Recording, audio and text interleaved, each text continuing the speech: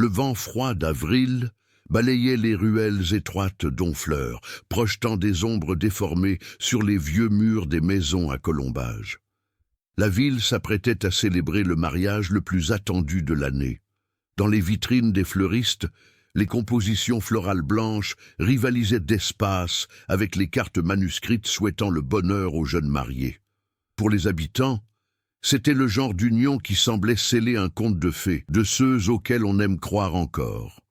Élise Duret, l'héroïne, était connue pour son calme imperturbable. Toujours empreinte d'un sourire discret, son regard attentif semblait percevoir le monde qui l'entourait.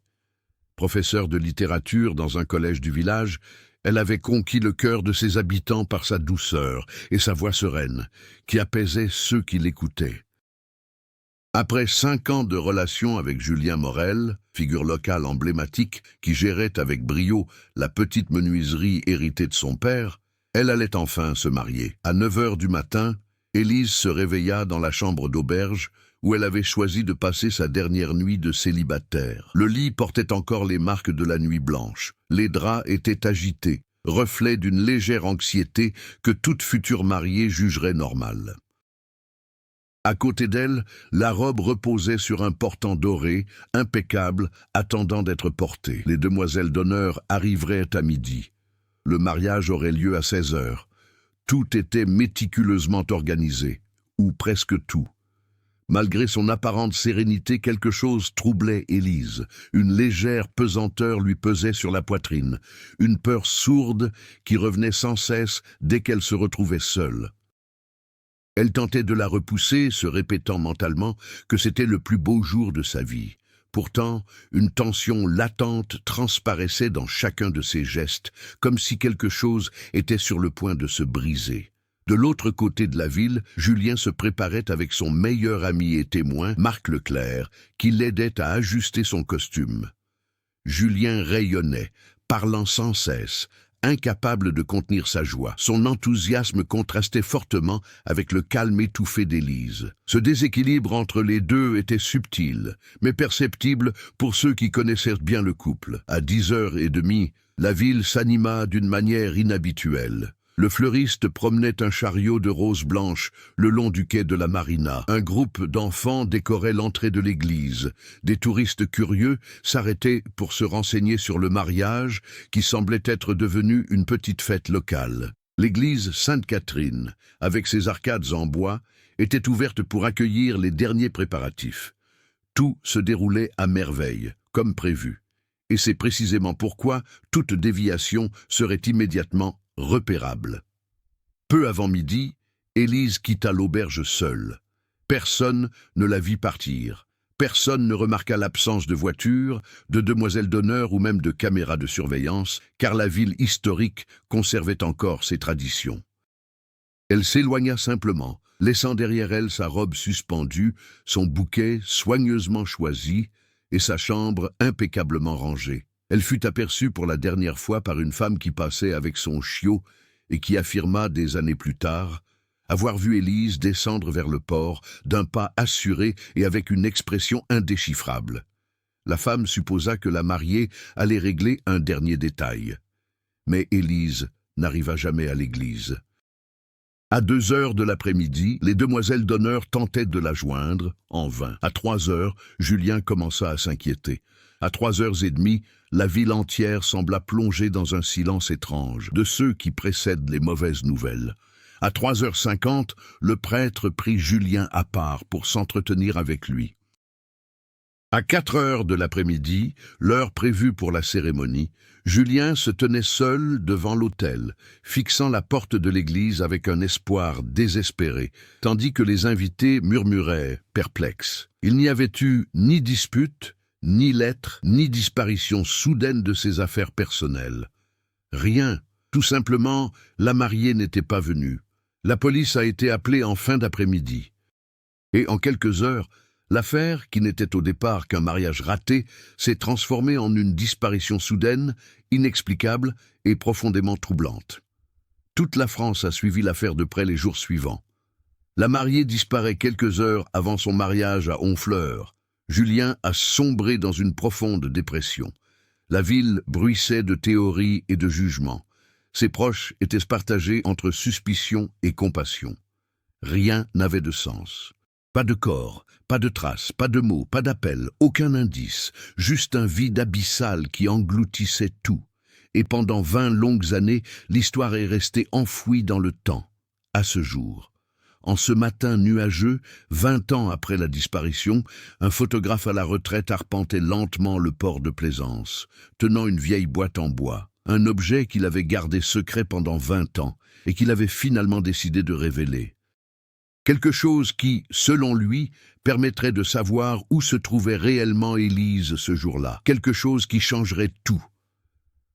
20 ans plus tard, Honfleur demeurait une ville rythmée par les marées et le lointain clapotis des bateaux au port. Malgré les décennies qui passèrent, la disparition d'Élise restait une cicatrice silencieuse dans la mémoire collective. Certains habitants évitaient encore d'en parler. D'autres en avaient fait une légende urbaine. Rares étaient ceux qui croyaient qu'un jour la vérité éclaterait. Mais ce matin-là, lorsque le photographe retraité Lucien Carrel se rendit à l'ancien port de Plaisance, le passé commença à ressurgir de façon troublante. Lucien avait presque 80 ans. Il était connu pour sa discrétion et son regard attentif sur le monde, comme si chaque détail recelait une vérité que lui seul pouvait saisir. Pendant des décennies, il a photographié mariages, fêtes et événements locaux, dont un jour le mariage d'Élise et Julien qui n'eut jamais lieu. Il les connaissait tous deux depuis leur plus jeune âge. Son calme méthodique inspirait confiance, et c'est pourquoi on le sollicitait fréquemment pour immortaliser les moments importants des familles de la région. Tandis qu'il longeait le port de Plaisance, serrant contre lui la boîte en bois aux charnières rouillées, ses pas lents attirèrent l'attention de quelques pêcheurs. Ils le saluèrent familièrement, habitués à la présence du vieux photographe sur le quai. Mais la boîte, cette boîte que personne n'avait jamais vue auparavant, éveilla la curiosité. Lucien la pressa contre sa poitrine, comme s'il portait un poids incommensurable. Pendant ce temps, la vie citadine suivait son cours. Dans les boulangeries, flottaient les effluves de brioches et de café fraîchement moulu. Les enfants traversaient les pontons de bois pour se rendre à l'école, distraits par les petits bateaux colorés qui glissaient paresseusement sur l'eau calme. L'atmosphère était pittoresque, presque idyllique, mais cette tranquillité ne faisait que souligner le contraste avec les événements troublants liés à la disparition d'Élise. Le paysage semblait inchangé depuis lors, mais les habitants avaient vieilli, et leurs souvenirs étaient teintés de doutes, de regrets et d'hypothèses incomplètes. Parmi eux, Julien, aujourd'hui âgé de 50 ans. L'atelier de menuiserie avait perdu de son éclat.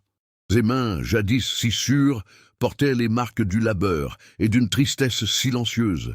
Il ne s'était jamais remis de la disparition de sa fiancée. Il ne s'était jamais disputé avec la police, n'avait jamais accusé personne publiquement, mais il n'avait jamais accepté que la vérité lui soit inaccessible. Julien menait une vie solitaire, accompagné seulement du bois qu'il travaillait et du silence qui régnait dans son atelier. Il était revenu à Honfleur après avoir passé des années à parcourir la France, à la recherche d'indices qui ne se sont jamais manifestés. Il avait appris à vivre avec le vide, mais l'absence d'Élise lui pesait toujours autant que le jour de sa disparition.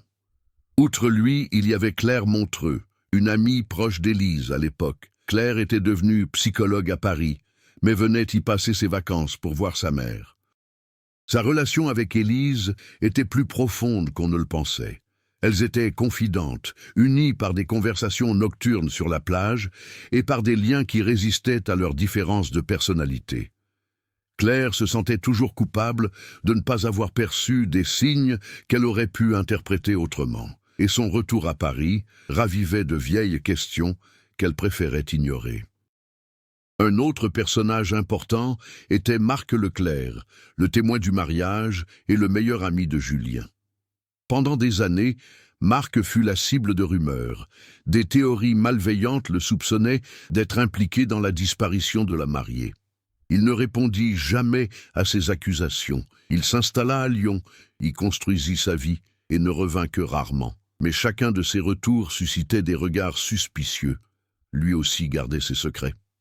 Cet ensemble de personnages façonnés par la culture française et les années qui suivirent la tragédie dévoilait une mosaïque de vie gravitant autour du cœur du récit.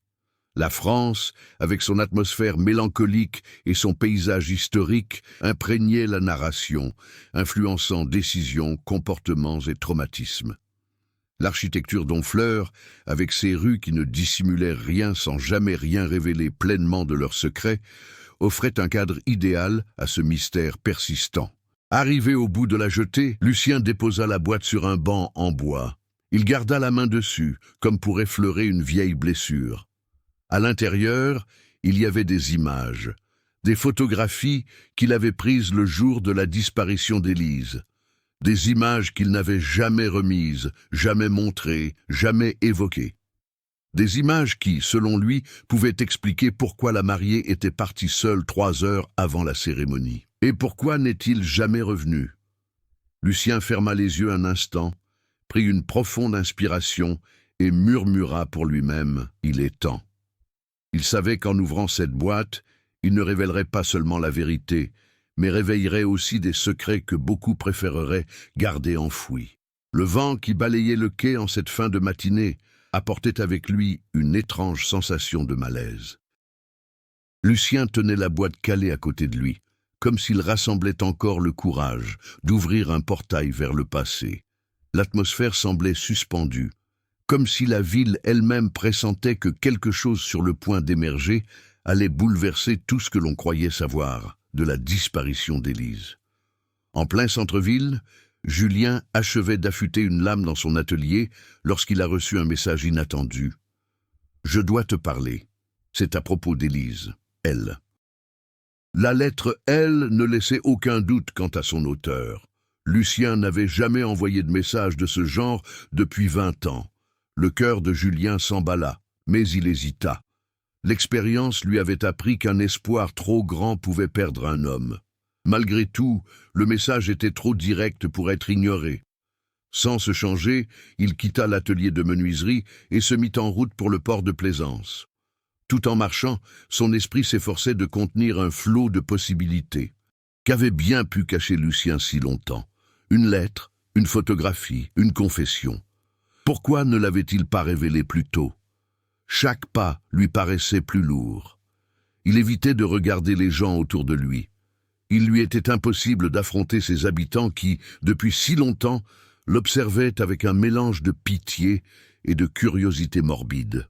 Sur la route reliant le pont principal au centre historique, Claire, venue rendre visite à sa mère, conduisait tranquillement lorsqu'elle aperçut Julien qui marchait d'un pas rapide et nerveux. Il ne lui fallut qu'une seconde pour comprendre son attitude.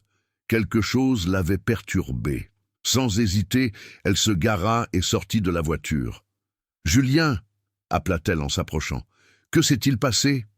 Il s'arrêta, prit une profonde inspiration et dit simplement « Lucien m'a appelé. Il a dit que ça concernait Élise. » Un instant, Claire eut l'impression que le sol se dérobait sous ses pieds. Elle connaissait bien Lucien. Elle respectait son intégrité, mais le fait qu'il ait gardé le silence pendant 20 ans lui paraissait inexplicable et dangereux.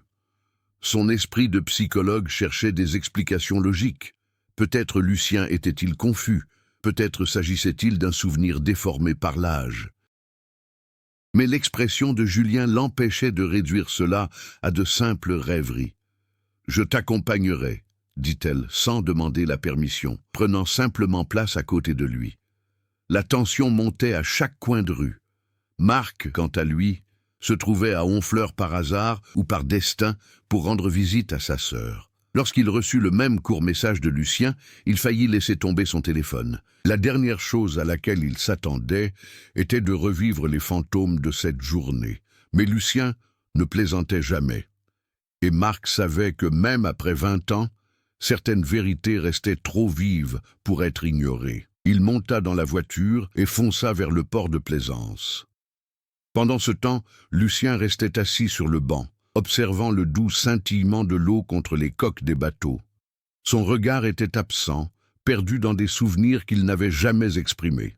La boîte semblait palpiter à côté de lui, comme si elle contenait plus que des photographies, comme si elle portait le poids de sa conscience, de ses choix et de ses silences. Finalement, le bruit de pas qui approchaient attira son attention. Julien et Claire apparurent les premiers. Julien était essoufflé, le visage pâle, les mains tremblantes. Claire tenta de le rassurer, mais elle-même était envahie par un mélange d'angoisse et de peur. « Lucien !» commença Julien, incapable de terminer sa phrase. Le vieux photographe se leva lentement, s'appuyant sur le banc. « Julien, Claire, il y a quelque chose que je dois te montrer, quelque chose que j'aurais dû te révéler il y a longtemps. » Claire plissa les yeux. « Quel genre de chose ?» Avant que Lucien ne puisse répondre, Marc apparut, s'approchant d'eux, l'air tendu et méfiant. Les retrouvailles des trois hommes, Julien, Claire et Marc, firent ressurgir une tension latente. Chacun d'eux était profondément et douloureusement lié à Élise, mais portait aussi sa propre version de la vérité. « Vous nous avez tous appelés, » dit Marc d'un ton grave. « J'imagine que ce n'est pas anodin. » Lucien soupira, se rassit et posa la boîte sur ses genoux. « Le jour de la disparition, » commença-t-il, « je photographiais le port pour un projet personnel, et j'ai capturé quelque chose que, sur le moment, je ne comprenais pas. Et quand j'ai compris ce que cela signifiait, des mois plus tard, je ne savais plus comment le révéler sans détruire des vies. » Julien fit un pas en avant, la voix presque brisée. « Qu'as-tu vu, Lucien ?» Le photographe ouvrit la boîte d'une main tremblante. Le groupe se pencha en avant pour regarder. À l'intérieur, des piles de négatifs, des tirages photographiques et une enveloppe jaune, scellée par un vieux ruban adhésif. L'atmosphère était comme suspendue. Chaque détail était la promesse de réponse qu'ils avaient crue inaccessible pendant 20 ans. Lucien sortit l'enveloppe, la fixa quelques secondes, puis finit par dire « Les images montrent avec qui Élise était avant sa disparition. » Un silence brutal s'abattit sur le groupe. Julien sentit un frisson glacial lui parcourir l'échine. Claire lui toucha instinctivement le bras. Marc recula d'un pas, comme s'il se préparait à un impact inévitable. Lucien poursuivit, la voix étranglée par l'émotion. « Et ce n'est pas quelqu'un à qui vous vous attendez. » Il déposa l'enveloppe sur le banc, mais ne l'ouvrit pas encore. Il voulait qu'il soit prêt. Il souhaitait peut-être quelques secondes de plus avant que la vérité ne cesse de lui appartenir exclusivement. Le calme qui régnait dans le port de Plaisance semblait annoncer une tempête imminente. Le silence qui régnait sur le port était presque absolu, comme si la vérité, dissimulée pendant 20 ans, allait éclater au grand jour et frapper chacun de plein fouet. Lucien tenait l'enveloppe avec précaution, mais ses doigts tremblaient, un tremblement que personne n'avait manqué de remarquer. Tandis que le photographe tentait de rassembler ses idées, les tensions parallèles entre Julien, Claire et Marc commencèrent à se dessiner, révélant que ces retrouvailles portaient bien plus que de la nostalgie et de la douleur. Elles étaient chargées de secrets, de conflits intérieurs et de blessures jamais cicatrisées. Avant d'ouvrir l'enveloppe, Lucien décida de prendre la parole. « Avant de voir les photos, il y a quelque chose que vous devez comprendre, » dit-il en les regardant une à une, avec une gravité qui semblait même faire taire les bateaux. Julien croisa les bras comme pour se soutenir. Claire garda le regard fixe, mais ses doigts s'entremêlèrent nerveusement. Marc observait la scène avec une tension qui trahissait sa propre peur de ce qui allait suivre. « Ce matin-là, » poursuivit Lucien, « je photographiais la jetée comme presque tous les jours. J'avais l'habitude de documenter l'activité de la ville, les touristes, les bateaux, les habitants, rien de particulier. Mais lorsque j'ai développé les photos quelques semaines plus tard, quelque chose a attiré mon attention. Quelque chose que je ne pouvais ignorer. » Il toucha l'enveloppe, mais ne l'ouvrit pas encore. « Vous devez savoir que ce qui se passe ici ne concerne pas seulement Élise. Cela nous concerne tous. » La première intrigue secondaire a commencé à se dessiner lorsque Claire, incapable de contenir la tension, a pris une profonde inspiration et s'est tournée vers Julien. « Avant toute chose, il faut que je te dise quelque chose, » dit-elle, impulsivement. « Je ne voulais pas que tu l'apprennes comme ça, mais dans les jours qui ont précédé le mariage, Élise m'a parlé. Elle avait peur. Quelque chose la tourmentait profondément. Julien retint son souffle. Claire n'en avait jamais parlé auparavant. En 20 ans, pourquoi ne me l'as-tu jamais dit demanda-t-il, la voix basse mais chargée d'émotion. Claire ferma les yeux un instant. Parce qu'elle me l'a demandé. Elle a dit qu'elle devait régler quelque chose toute seule, et que si elle y parvenait, elle te l'expliquerait après le mariage. Je l'ai cru, et quand elle a disparu, sa voix s'est brisée. Je me suis reproché d'avoir obéi. Cette révélation laissa Julien complètement déconcerté, mais il n'eut pas le temps de l'assimiler, car la seconde intrigue secondaire surgit avec la même force. Marc prit une profonde inspiration et, avec une réticence manifeste, admit « Moi aussi, j'ai caché quelque chose, et pas par choix, par peur. Peur de ce qui allait m'arriver. Tout le monde le fixait du regard. » Marc a poursuivi. 2 jours avant le mariage, quelqu'un a déposé une lettre anonyme devant ma porte. On y lisait qu'Élise était en danger, qu'elle avait découvert quelque chose concernant une personne de son entourage. Et on me disait de me taire, sinon ce serait mon tour. Julien fit un pas vers son ami, incrédule. Vous êtes en train de dire que vous saviez qu'elle était en danger et que vous n'avez rien fait? Marc déglutit difficilement. J'ai essayé de lui parler, je l'ai appelée, je lui ai envoyé des SMS, mais elle ne m'a pas répondu. Et sa voix s'est éteinte. Je n'avais aucune preuve. Qui croirait un message anonyme? Julien ferma les yeux, comme s'il voulait repousser cette vague de révélations.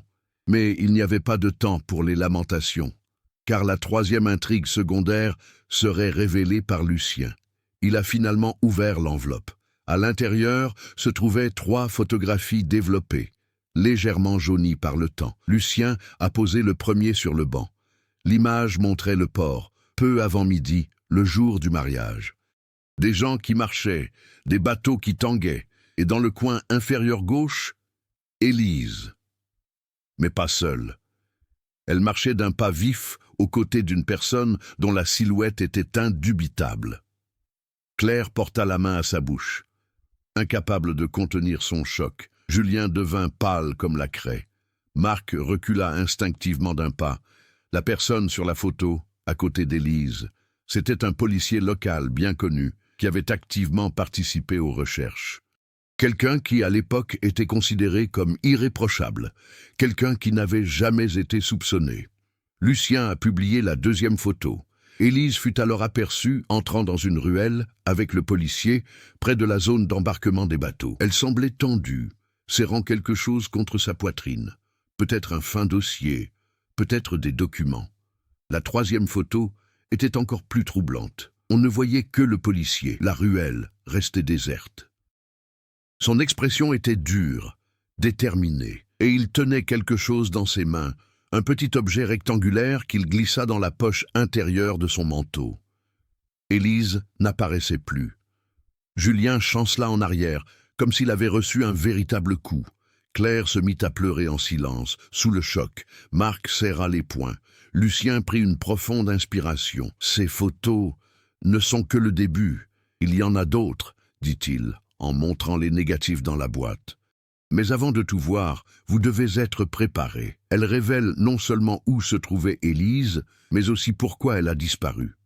Et peut-être, qui l'a empêchée de revenir ? La pression du temps s'intensifiait.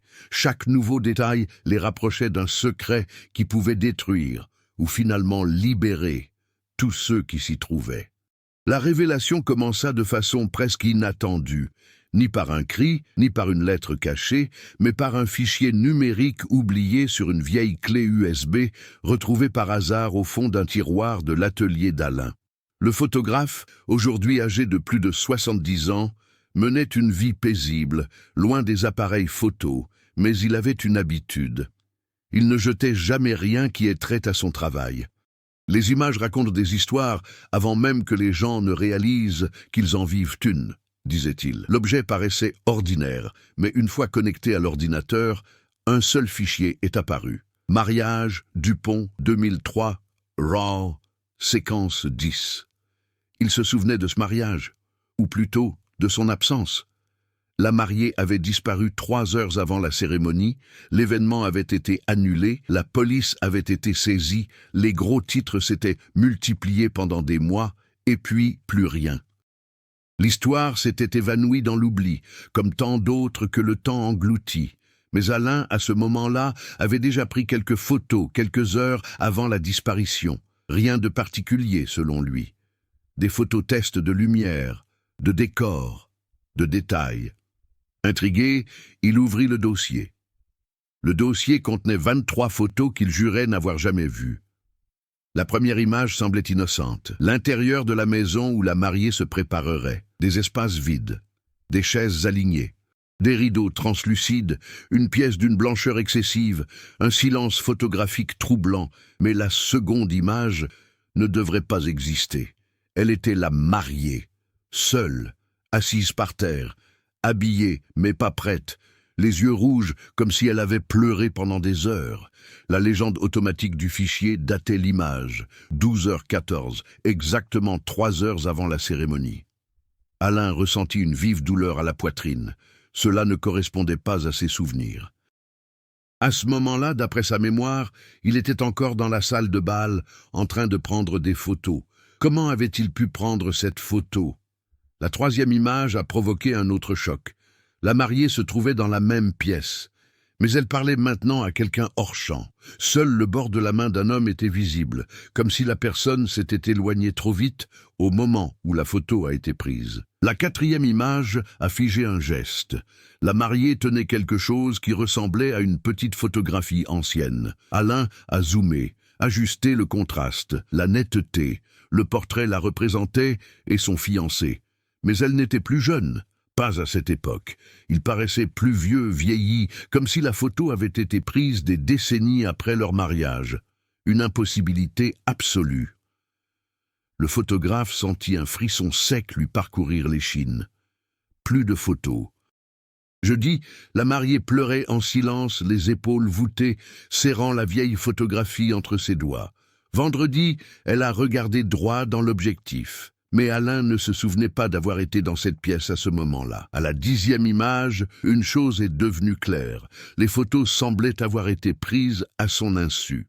Le cadrage n'était pas celui d'un photographe professionnel. Les photos étaient tremblantes, asymétriques, comme si quelqu'un sans expérience avait appuyé sur le déclencheur, ou comme si l'appareil avait enregistré des séquences automatiques, chose qu'Alain ne faisait jamais. À partir de l'image numéro 12, la mariée n'apparaissait plus. Le décor a changé. Il y avait maintenant des photos de l'extérieur de la maison, du jardin, d'un couloir latéral, d'un chemin de terre menant à un champ ouvert. Comme si quelqu'un ou quelque chose suivait leurs traces. L'avant-dernière image montrait un bâtiment rural au loin, presque invisible sous la dure lumière de midi. Le dernier, le 23e, était le plus inquiétant. Le même bâtiment, mais avec une silhouette à la porte. La silhouette de la mariée. Alain rejeta sa chaise en arrière, le cœur battant la chamade. La maison, il l'a reconnue. Elle se trouvait à seulement 6 kilomètres de l'église où devait avoir lieu le mariage. Il ne l'a jamais dit à personne, mais ce même jour, 20 ans plus tôt, il avait aperçu une silhouette blanche traversant le champ au loin.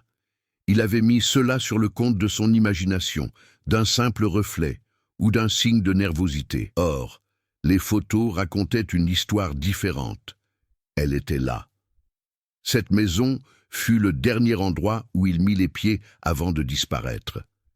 Et Alain savait exactement où c'était. « Mon Dieu », murmura-t-elle.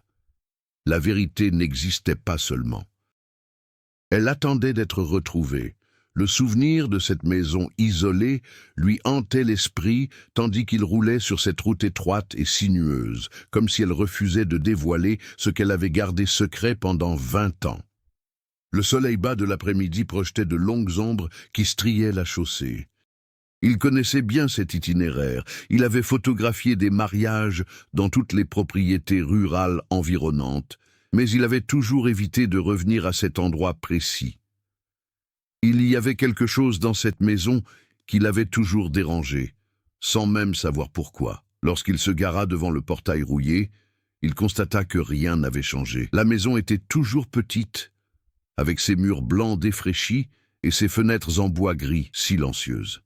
Aucun signe d'abandon, mais aucun signe de vie non plus. Avec la clé USB dans sa poche, il se dirigea vers la porte.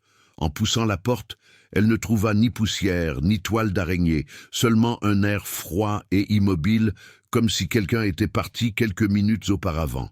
Un collier de perles était accroché au mur, exactement comme sur l'avant-dernière photo. Une chaise était renversée, et sur la table, une enveloppe jaunie avec son nom écrit à la main. Pour Alain, les Alains. Ses mains tremblaient. Il ouvrit l'enveloppe.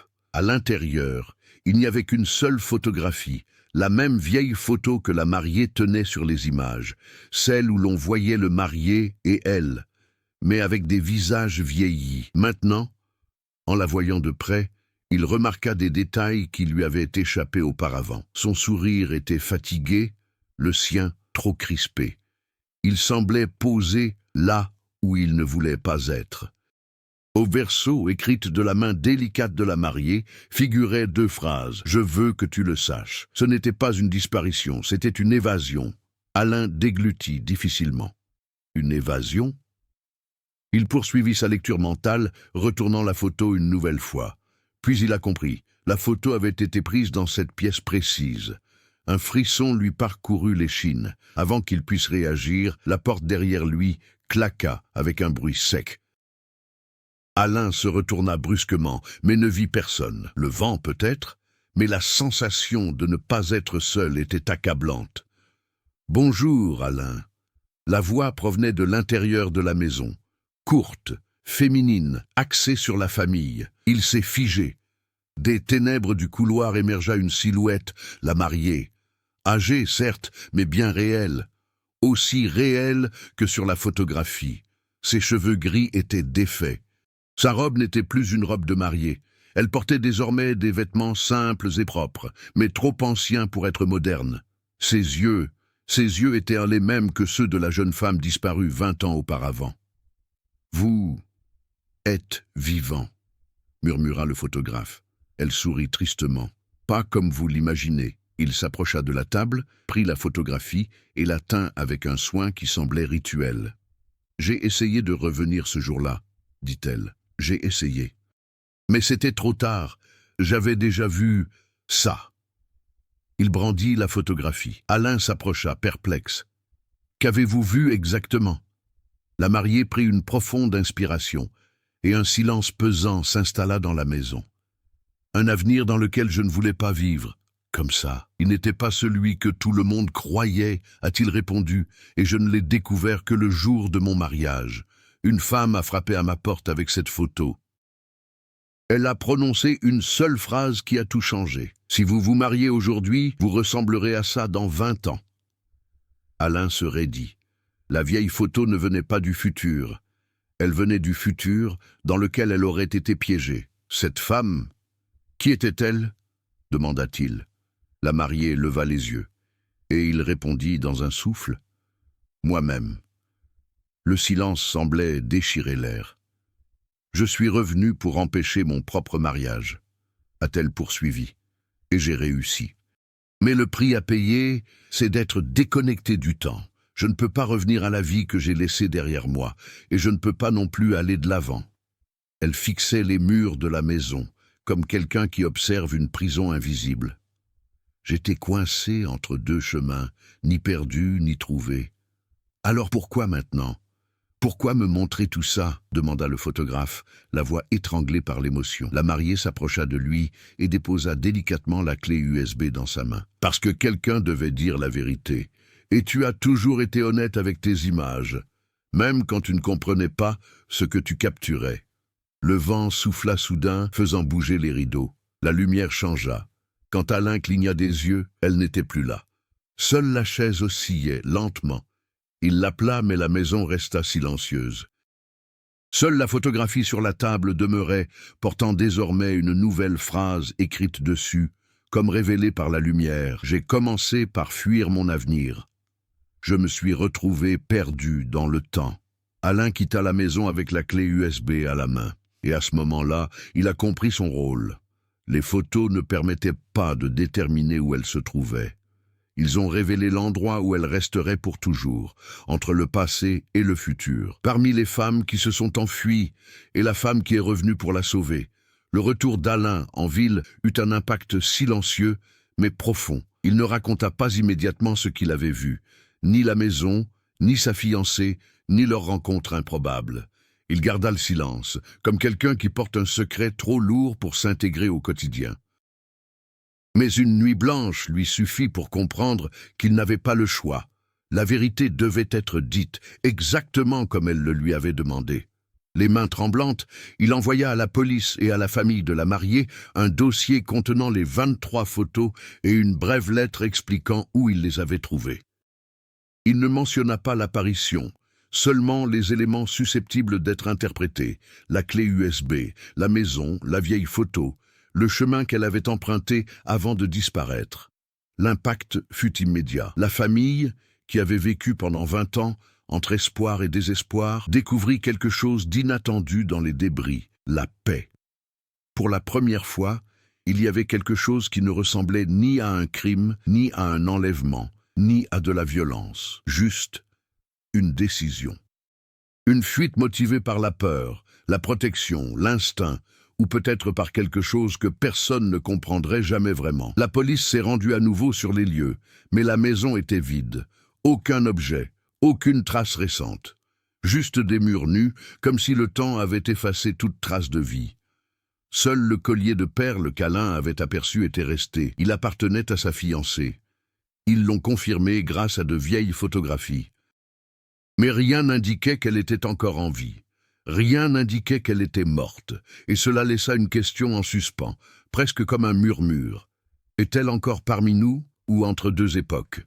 La presse a tenté de sensationnaliser l'affaire, mais les éléments concrets manquaient. Pas de corps, pas de crime, aucune explication. Juste des photos qui n'auraient pas dû exister, et une série de clichés qui semblaient avoir été pris par quelqu'un qui n'était pas présent. Alain, pour sa part, ne retourna jamais dans cette maison. Mais ses paroles le hantaient chaque jour. J'ai commencé par fuir mon avenir. Je me suis retrouvé perdu dans le temps. Il savait que la mariée ne souhaitait pas être retrouvée au sens traditionnel du terme. Sa révélation ne concernait pas son lieu de séjour, mais la raison de sa disparition. Une raison qui transcendait la logique, la peur, le mariage et même le temps. L'affaire a été officiellement classée comme suit. Disparition volontaire.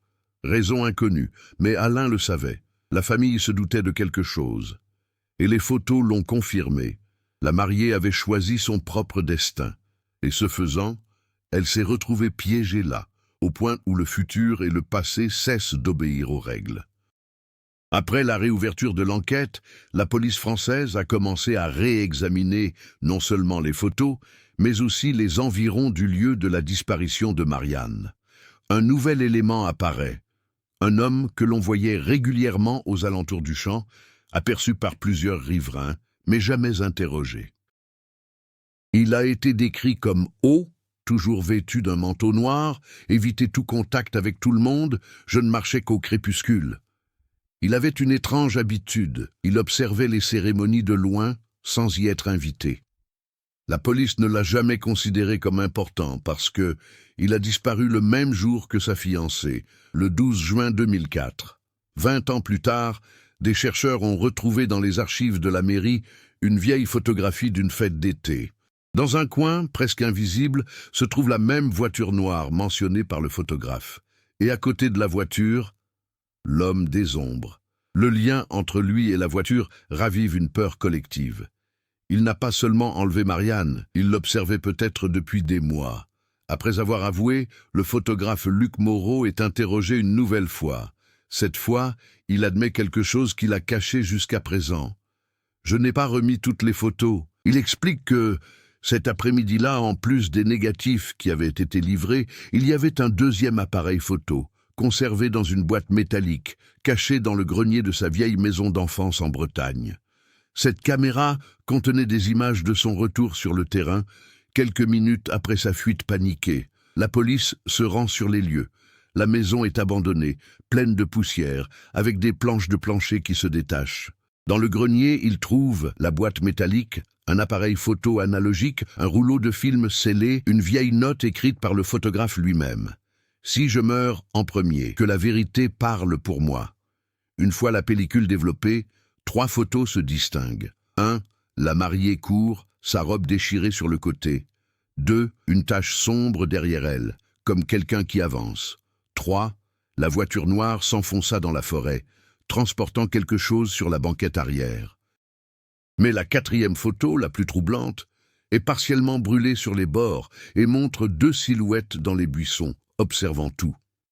Qui était le 2e observateur? L'enquête a conduit la police à un petit chalet abandonné, à 5 kilomètres de la route où la voiture avait été vue pour la dernière fois. Le chalet appartenait au même homme d'affaires présumé, celui qui est aujourd'hui décédé. En pénétrant à l'intérieur, les chercheurs découvrent vêtements de vieille femme, une tasse de thé encore conservée, photographies jaunies, un journal intime sans couverture, une robe de mariée soigneusement pliée dans un tiroir, passage troublant dans le journal. Jour 3.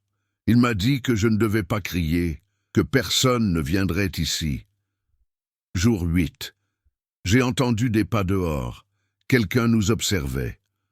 Jour 14. Il n'est pas le seul. Un autre homme apparaît la nuit. Ndheim. Jour 21. Je ne sais pas à qui faire confiance. La découverte de ce journal soulève une nouvelle question. Marianne a vécu plusieurs jours, peut-être même des semaines, et un autre homme était impliqué. Ce 2e homme n'apparaît jamais dans les enquêtes officielles de l'époque, mais maintenant il devient le nom le plus important dans cette affaire. Se fondant sur le journal intime, la police a entrepris des recherches afin de retrouver toute trace de personne ayant fréquenté la forêt à cette époque. Un chasseur retraité affirme avoir aperçu une seconde personne à plusieurs reprises durant l'été 2004. Il décrit une personne plus jeune, apparence nerveuse, toujours avec un appareil photo, marcher sans but, avec des taches d'encre sur les mains. Le chasseur pense qu'il vivait dans une cabane plus profondément dans la forêt. Puis la police le retrouve, une maison en bois délabrée, envahie par la mousse et l'humidité. Des coupures de presse concernant la disparition de Marianne, dessin d'une femme en robe de mariée, bougies fondues, et un mur entier recouvert de photos prises clandestinement de la même mariée, des mois avant le mariage. Et dans le coin inférieur du mur, écrit au fusain, « J'ai essayé de la sauver ». Cette nouvelle révélation fait voler en éclats l'affaire une fois de plus. 2 hommes étaient impliqués, un ravisseur et un 2e homme qui a tout photographié. Un poursuivant, un complice, un sauveur, nul ne le sait. Et maintenant, la question qui secoue toute la France. S'il y avait 2 personnes impliquées, pourquoi aucune d'elles n'a-t-elle dit la vérité au préalable? Et où se trouve exactement Marianne? Après avoir fouillé la cabine du 2e homme, la police a trouvé un tiroir verrouillé par un cadenas rouillé. Il l'ouvre de force. À l'intérieur, un carnet de croquis, crayons cassés, pages arrachées et un portrait détaillé de Marianne réalisé à la main. Mais il ne s'agissait pas d'un simple portrait. Dans le coin inférieur, il y avait une petite phrase écrite en vieux français « Je t'ai vu avant lui, je t'ai vu avant lui ». Qui était-il? L'équipe d'analyse graphique a identifié que l'artiste possédait de grandes compétences techniques, suggérant qu'il avait auparavant étudié l'art quelque part. La police compare ensuite le style du dessin avec les archives des écoles d'art de la région. Et il trouve le nom Adrien Lemaire, un étudiant expulsé en 2003 pour comportement obsessionnel envers des mannequins féminins. Adrien a disparu 1 an avant le mariage de Marianne. Mais ce n'était pas la découverte la plus choquante. Derrière le portrait se trouvait une seconde feuille, collée, avec un dessin inachevé. Un homme en costume sombre tenait Marianne par le bras, comme s'il essayait de la retenir. L'homme d'affaires était-il suspect, ou un autre homme? Le style du dessin était hâtif, presque désespéré, comme si Adrien essayait de retranscrire quelque chose dont il avait été témoin, mais qu'il n'avait jamais eu le courage de raconter à personne. La police interroge à nouveau les résidents de la région qui vivaient près de la forêt en 2004. Madame Fournier, une dame de 82 ans, n'avait jamais été interviewée à l'époque. Elle habitait à moins de 2 kilomètres du chalet où le journal intime a été retrouvé. Lorsque les enquêteurs lui montrent une photo d'Adrien, elle réagit immédiatement. « Ce garçon, je l'ai vu plusieurs nuits. Il ne me regardait pas. Il regardait seulement la forêt. » Elle révèle alors un élément qui change complètement le cours de l'affaire. Pendant plusieurs nuits en juin 2004, elle a entendu 2 voix d'hommes se disputer près du ruisseau. L'un d'eux était agressif. L'autre semblait effrayé et suppliant. Et à 2 reprises, elle vit Adrien sortir de la forêt en courant, essoufflé, les vêtements déchirés, comme s'il avait participé à une bagarre. Mais le plus inquiétant, c'est que, la veille du mariage, le 11 juin 2004, elle a entendu le cri d'une femme. Et le lendemain, tout était silencieux. Lorsqu'on lui demande pourquoi elle ne l'a jamais dit auparavant, elle répond « Personne n'est venu me le demander. Personne ne voulait de la version de la vieille dame. » À présent, de nouvelles pièces viennent s'ajouter au puzzle, et elles pointent toutes vers l'existence de 2 hommes en conflit pour la même femme. En analysant les éléments recueillis dans la cabane d'Adrien, les experts découvrent une boîte en bois ornée d'un symbole particulier, un cercle barré d'une ligne, le symbole qu'Adrien utilisait pour signer ses dessins. À l'intérieur de la boîte, cassette VHS note désorganisée le mot « Regardez, regarde », écrit des dizaines de fois. Les bandes sont envoyées pour restauration. Une fois reproduites, elles révèlent 1. Vieille vidéo d'Adrien filmant des arbres, des oiseaux et des paysages ordinaires. 2. Images de Marianne marchant dans la ville, ignorant qu'elle était suivie. 3. Des images tremblantes la montrent entrant chez elle, au marché et dans une boutique de vêtements. Et puis, un autre enregistrement. Date 12 juin 2004, 14h17. Exactement 3 heures avant le mariage. La vidéo montre Marianne dans le champ, seule, visiblement perturbée. Elle se retourne sans cesse, comme si elle attendait quelqu'un, ou comme si elle s'enfuyait. Puis, soudain, un deuxième homme apparaît dans le tableau. Ce n'est pas Adrien. Ce n'est pas le photographe. Il ne s'agit pas de l'homme d'affaires que l'on soupçonne d'être décédé. C'est quelqu'un de complètement différent. Une personne dont le nom n'avait jamais été mentionné dans les enquêtes. Il dit quelque chose d'inaudible. Marianne se retire. La caméra tremble. La vidéo se brouille. Il s'agissait de la première preuve concrète de l'implication d'une tierce personne. À partir de la vidéo restaurée, la police utilise des techniques de reconstruction faciale pour tenter d'identifier l'homme inconnu. Le résultat désigne un visage familier, un fantôme du passé. Julien Darras, l'ex-petit ami de Marianne, qui a disparu de France en 2002 après une dispute publique avec elle. À l'époque, il croyait qu'il avait déménagé en Belgique. Rien ne semblait le relier à la disparition. Mais à présent, la police découvre que Julien est retourné secrètement en France en 2004. Il a acheté des vêtements et des provisions dans la région forestière. Il a été aperçu près du champ 2 semaines avant le mariage. Elle a travaillé temporairement comme assistante d'éclairage événementiel et a vécu illégalement pendant des mois dans des cabanes abandonnées. La grande révélation survient lorsqu'ils découvrent un mot conservé dans une boîte en métal, écrit de sa main. « Si elle n'est pas à moi, elle ne sera à personne. Je vais la récupérer aujourd'hui. » La phrase est datée du 12 juin 2004, jour de la disparition. Mais une dernière remarque, au verso du billet vient tout compliquer.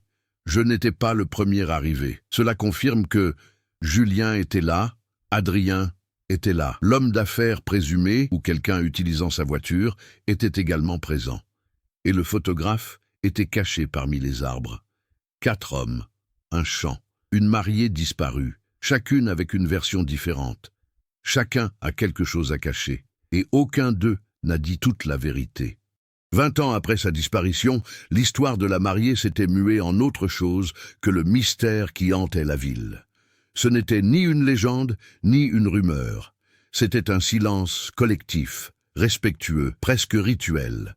La maison de campagne fut démolie quelques mois plus tard, mais les habitants affirment que, certains matins de brouillard, on peut encore apercevoir une silhouette blanche traversant le champ, toujours en direction de l'endroit où Alain l'avait vue pour la dernière fois. Ne demandez pas d'aide, n'appelez personne. Continuez votre chemin, comme quelqu'un qui cherche encore le bon moment pour exister.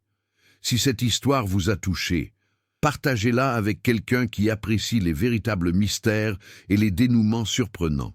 Laissez un commentaire. Selon vous, qu'est-il réellement arrivé à la mariée? Votre avis pourrait révéler des détails passés inaperçus. Abonnez-vous à la chaîne pour ne manquer aucune histoire inédite qui défie toute logique et nous amène à réfléchir à la façon dont nous connaissons ou ne connaissons pas les gens qui nous entourent. Activez les notifications pour recevoir des alertes et rejoindre la communauté qui cherche des réponses là où beaucoup ne voient que le silence. Votre interaction permet à cette histoire de toucher un public plus large. Jusqu'au prochain mystère.